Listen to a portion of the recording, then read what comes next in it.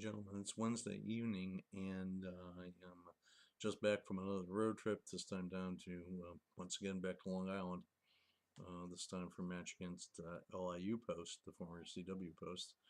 Happy to report that we won this afternoon, and as a coach, it's one of those unsatisfying victories. We won.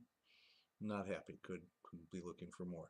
Okay, I wanted to answer Michael's extra question from last week, and the extra question was about the Serena Williams affair, and I'm really happy you brought it up and pleased to give you my opinion as a tennis coach and a tennis fan and somebody who's been around that sport for well over 50 years.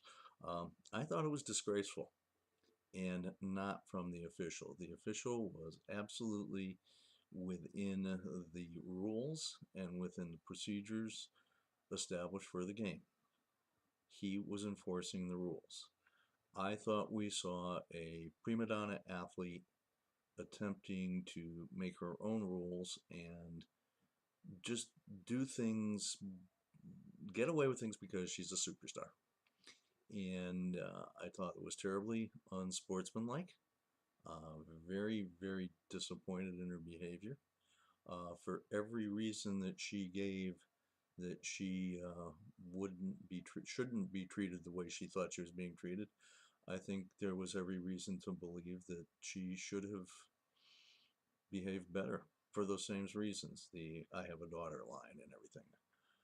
I don't think she presented herself as anything a role model a champion should be.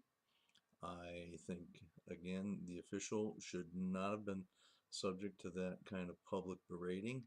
I was really stunned at some of the people who came out in support of her.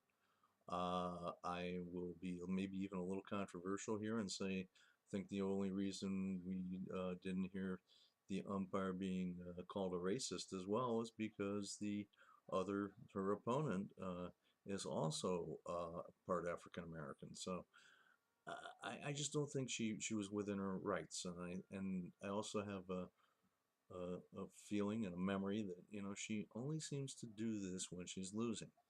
And what it did is take away from a great young champion. It took away from the event. It took away from that young champion's right and well-earned position to celebrate her win.